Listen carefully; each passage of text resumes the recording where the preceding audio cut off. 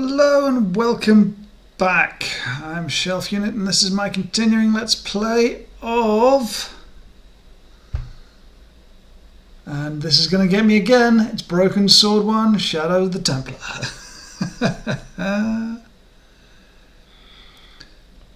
Okay, so last time we did a lot of investigating. We have followed the clown to the costume shop that he got his thing from. We had decoded another letter.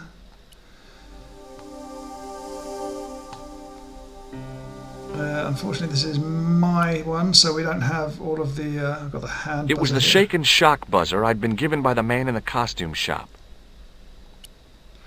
So we're going to head out now.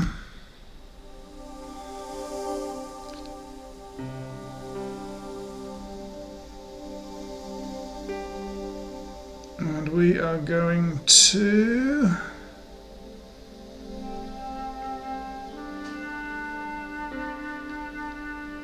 go to the Chandelvert Cafe again, see if there's anything else.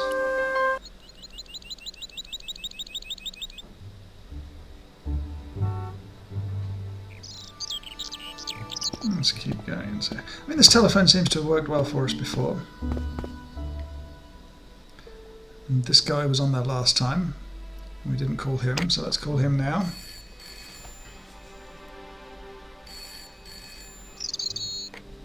Hello? Who is this? Hi. My name's George Stobart. You don't know me. Correct, Mr. Stobart. I don't. What can I do for you? Well, I'm trying to trace one of your customers. Could I maybe come over and talk to you? No. No, that's not possible. Oh, okay. Forget it. Listen, all I want is a name. What are you talking about? Who are you working for? I guess you might say I'm acting in the interests of truth and justice. Ah, thank God. I thought you were the police. There are innocent lives at stake, Mr. Todrick.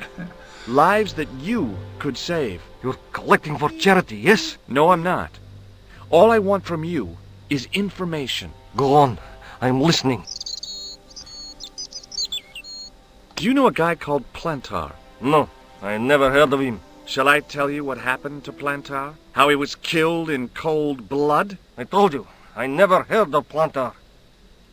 I expect Plantar's a family man, don't you? In their little apartment, Madame Plantar is cooking the supper, listening for the familiar sound of her husband's key in the door. Junior is waiting for his daddy to come home from work. He can't wait to show him the merit marks he earned in school today. Only tonight, Monsieur Plantar won't be coming home. You forgot the puppy. Huh? The faithful puppy dog, waiting for the sound of his master's voice. Well, maybe they don't have a dog. What do you think? I don't know, Plantar. I never heard of Plantar. None of this has anything to do with me. The man I'm looking for is called Khan. He bought a suit from you, remember? Mr.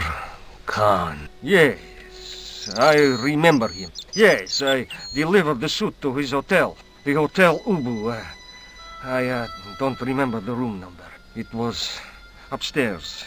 The second room on the right-hand side of the corridor. Thanks, Todrick. That's all I wanted to know. Now I've got you, Mr. Clown.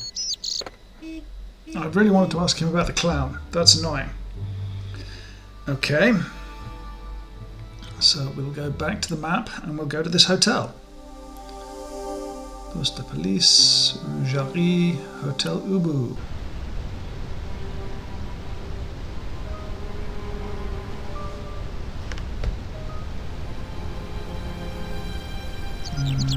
Not sure I want to talk to these thugs.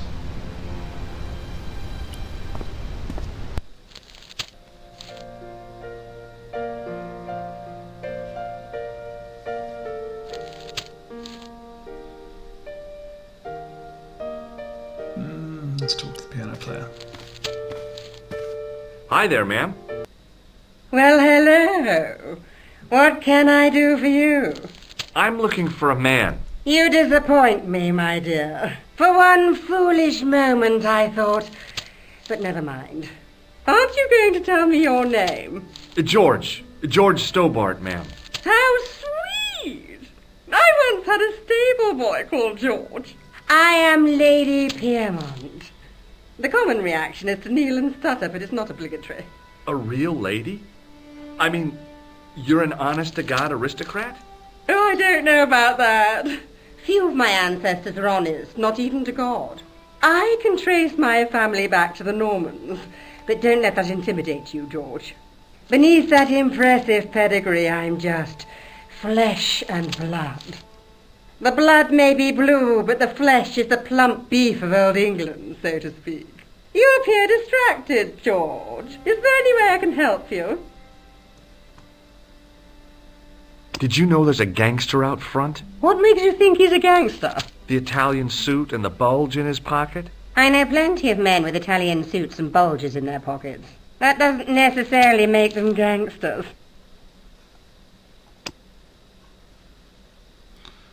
Let's talk to this guy. Excuse me, didn't I see your picture in the news? You're that Nobel Prize winner from some unpronounceable Eastern European state. Yes, that is me, in person. I don't want to worry you, but have you had any threats on your life? You know, mysterious phone calls, letters made up of headlines cut from the newspaper. I don't know what you're talking about. Okay. Thanks for your help. Goodbye. Let's move on from him.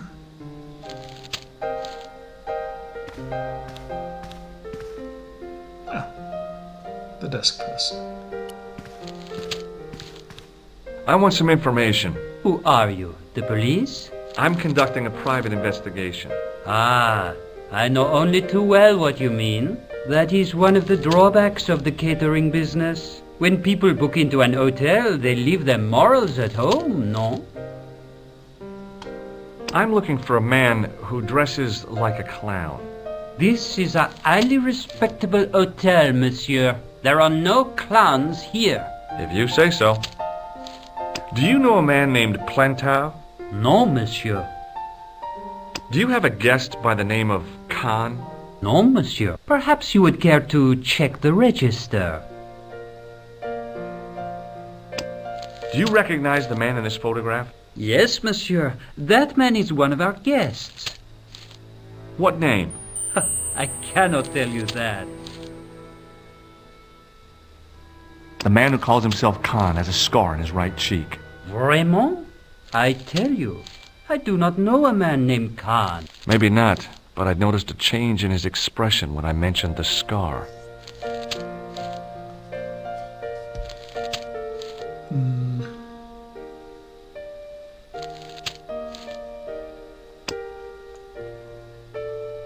There was no one registered under the name of Khan. If the killer was staying here, he'd used a different pseudonym. Can't take that whilst he's there.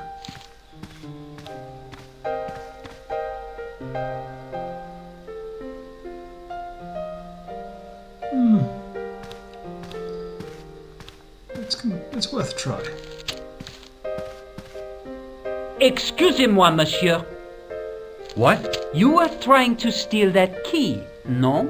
No way. Okay, well, we can't do that then.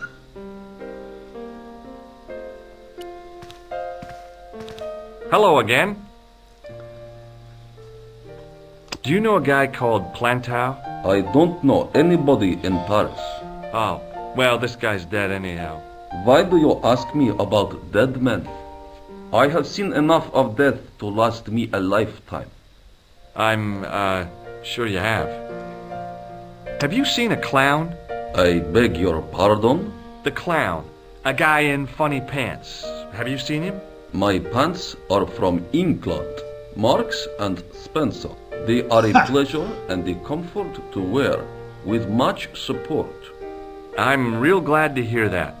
You know, it's good to know you Nobel Prize winners are human too. In my country, the people make do with string and egg cartoons. For pants? For everything. Oppression is the mother of ingenuity. Oh dear. I'll show him the photo. Do you recognize this man? He calls himself Khan.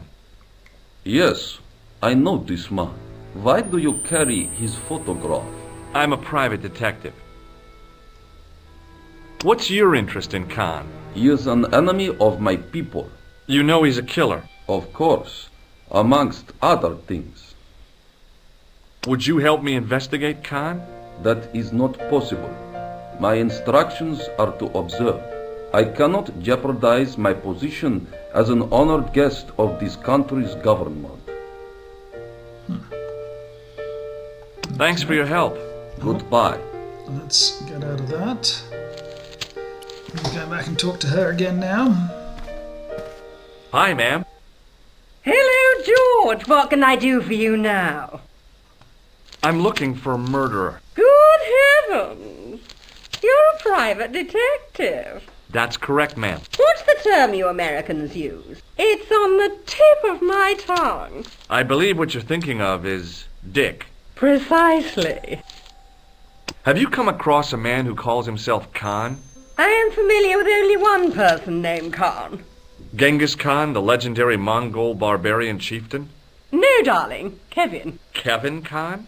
I never heard of him. I'd be most surprised if you had, darling. He's a pharmacist in Hemel Hempstead. Organises fundraising for the Rotarians. Lovely man.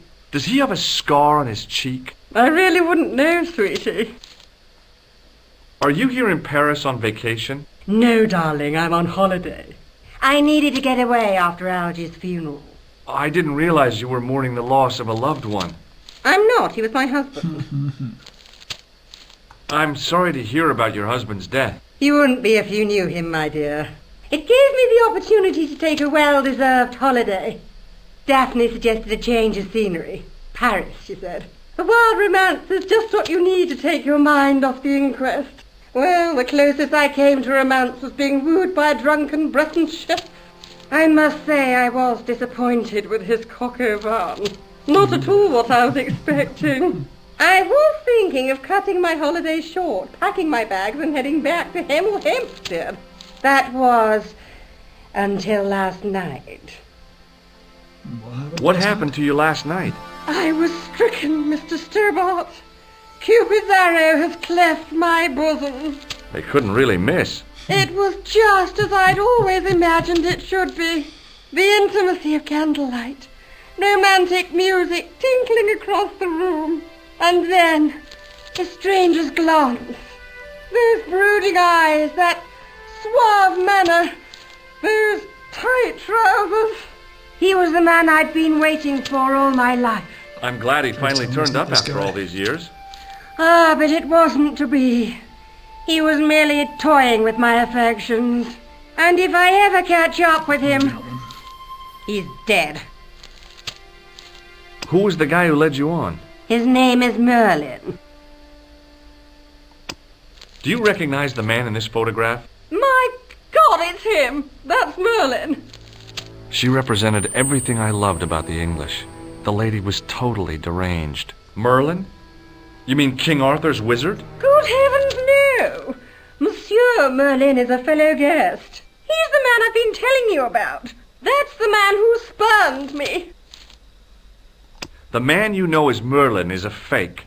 What do you mean, sweetie? He's a murderer. He also uses the name Khan. I am shocked, Mr. Stobart. Shaken. I took him to be a gentleman, a man of honor. Do you know, I'd rather like to assist you in stitching him up. When did you last see Merlin? It was no more than an hour ago. He came downstairs and spoke to that clerk chappie. Something passed hands. I couldn't see what exactly. A briefcase? No, smaller than that. A bundle of papers, perhaps. The clerk put it in the hotel safe and Merlin went out. Are you sure you saw Merlin putting documents in the safe? Yes, darling, positive. I wonder what they were. Obviously something of great importance. Yeah. I'd sure like to get my hands on whatever it is. I'll bet they had something to do with Plantar's briefcase. Has Merlin returned to the hotel? No, he hasn't. Are you going to search his room? If I could get in there, I would. Okay. Let's go talk to the guy again.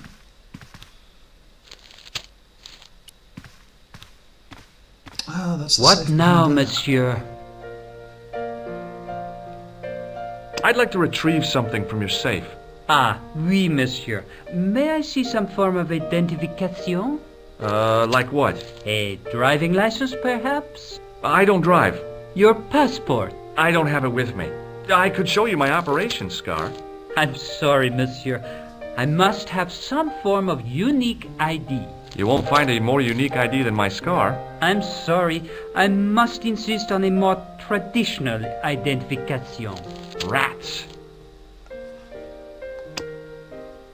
There was no one registered under the name of Khan, but the name in the book for room 22 was Merlin.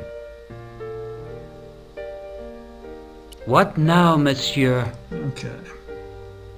About the key hanging on the hook over there. Oui, monsieur.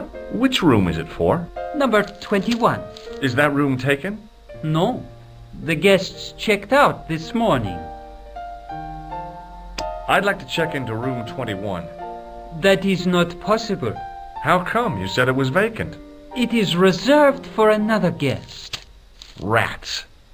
No, monsieur. Dutch.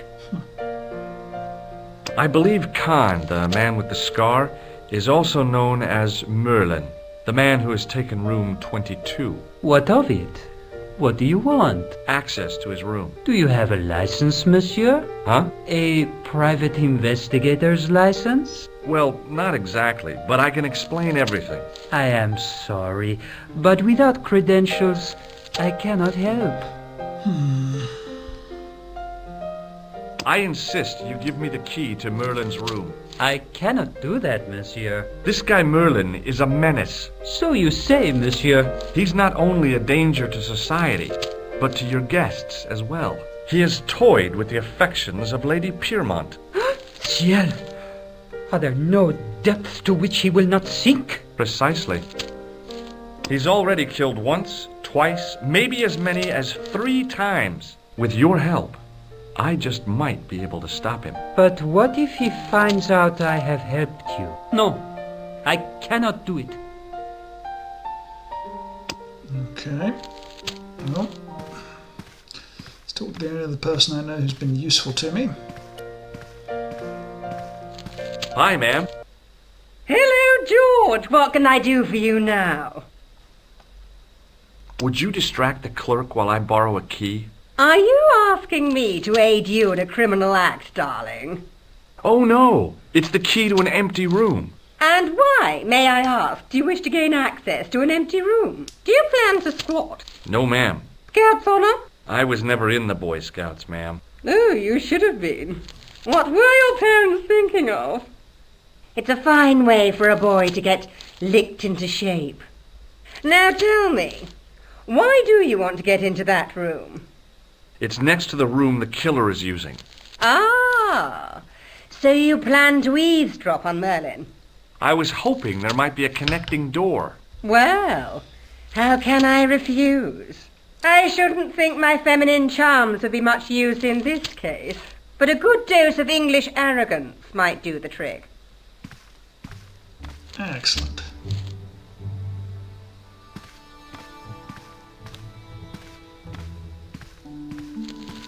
I say! You there? Flunky!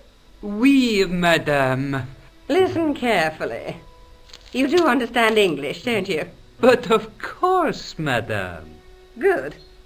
I wish to deposit some jewellery for safekeeping. I understand. Are you quite certain? Oh, bien sûr, madame.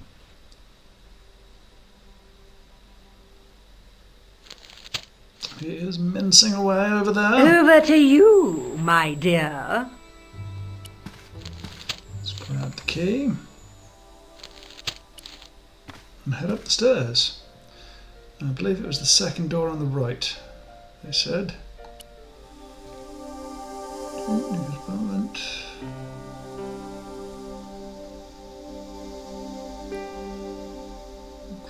Okay, well, I'm sure he said second door on the right. If the tailor's description was correct, Oh, that's the one who's this staying. was the killer's room. The sign on the door read 22. The door was locked.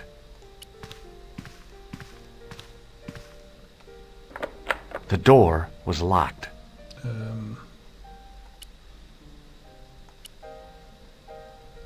Maybe it wasn't the right room, but this was the right key.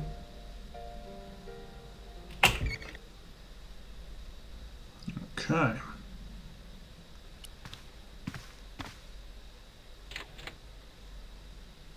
There was nothing in the wardrobe apart from a vague, lingering smell of camphor.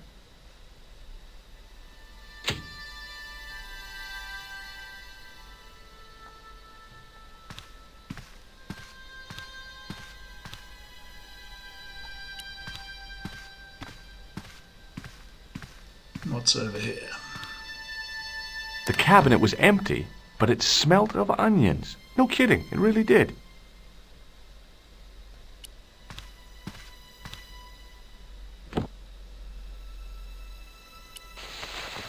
Okay, we're climbing around.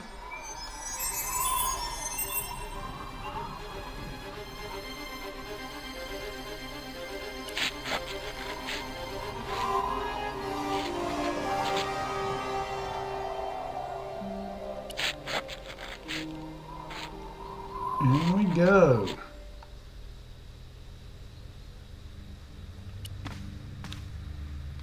The assassin had been too smart to leave incriminating evidence beside his bed.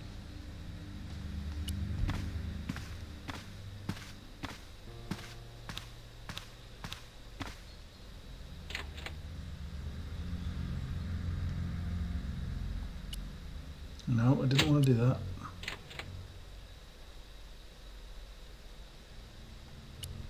Okay. Nothing in the wardrobe. The bed was freshly made, and the crisp white sheets told me nothing about the killer's habits. It was the battered leather briefcase I'd seen Plantar carrying just before he died. I searched the interior of the briefcase, but as I'd half expected, it was empty. Can we get out? It was Khan. I had the kind of feeling in my stomach that would usually send me running to the bathroom.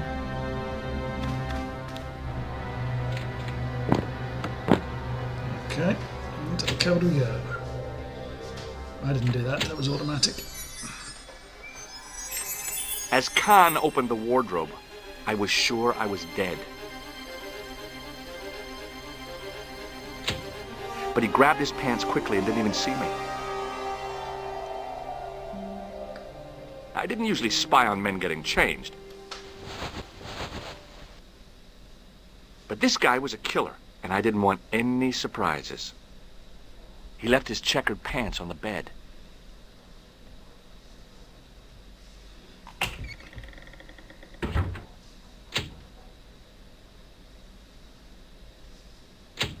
Okay. So, dropped his trousers. A strip along the side seam of the pants had been unpicked, then sewn back up with strong thread and a special stitch. I had that kind of feeling you only get from searching still warm pants. There was nothing in the pocket. A strip along the side seam of the pants had been unpicked, then sewn back up with strong thread and a special stitch. Okay. I flipped the pants over.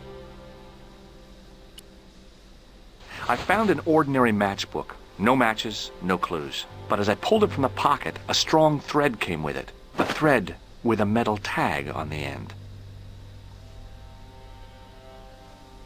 I found nothing in the pocket. Nothing down there. I pulled on the metal tag and the thread came out of the pants. It was like pulling out a ripcord. I turned the pants over again. Now this is open. I searched the pocket gingerly and found a pass card. It read, Thomas Merlin, Gruber Electronics Corporation. So what have we got here? We've got... The matchbook bore a pattern of swirling color and the words, Club Alamut. It was the card I'd found in the hotel bedroom. It read, Thomas Merlin, Gruber Electronics Corporation.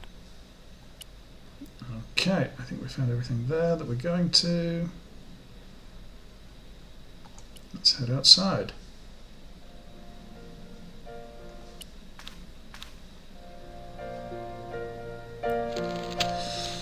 Whew. Let's talk to the clerk again.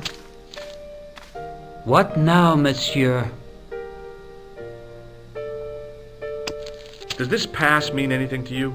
That is Monsieur Merlin's property. That's right. Merlin the murderer. I want to see what he's left in your safe. Impossible. I cannot betray his confidence, no matter what you say he's done. You're making a big mistake. Maybe. I can live with that. A murderer? Are you sure? Positive. Does this matchbook mean anything to you? No, monsieur. Okay, let's head out.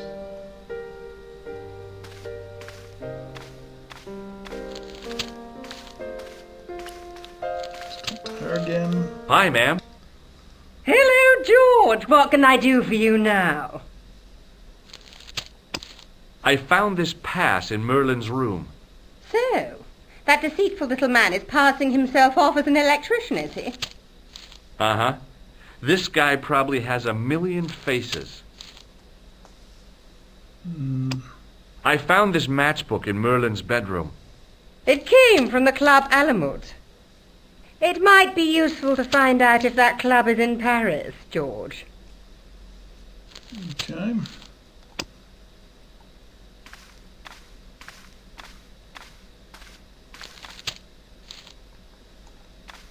Let's talk to the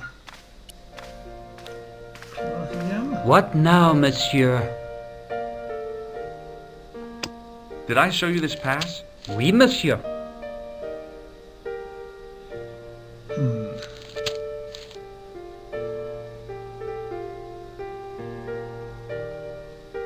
Okay.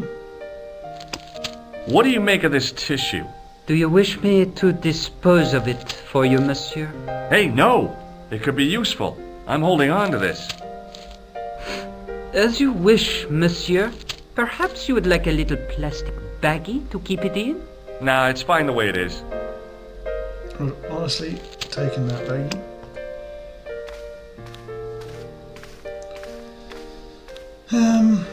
Okay.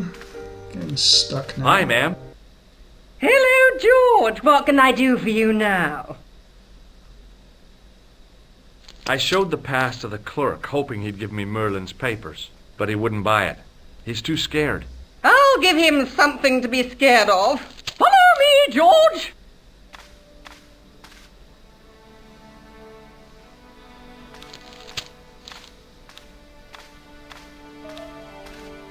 Did you place a package from Merlin in the hotel safe?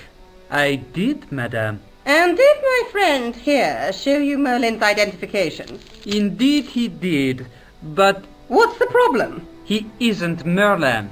A mere academic detail. Give him the package. But that is against the law. I happen to be a justice of the peace, you silly man. I am the law. If he tries anything, shoot him, George. My pleasure, Lady Piermont. One moment, please. You know, I haven't enjoyed myself this much since Greenham Common. I don't know what I would have done without you, Lady Piermont. Me neither. Voilà, monsieur. Le manuscrit de Monsieur Merlin. Thanks. How satisfying. An Anglo-American alliance that actually worked. The clerk had given me a tightly rolled sheet of parchment. I decided not to unroll it until I was safely back in Nico's apartment. Okay. And I think with that, I will call this episode done. So I would say thank you for watching. If you've enjoyed, please subscribe. If not, do not worry about it. Thank you again. And next time we shall be looking at this manuscript with Nico in her apartment, I assume. See you next time. Goodbye.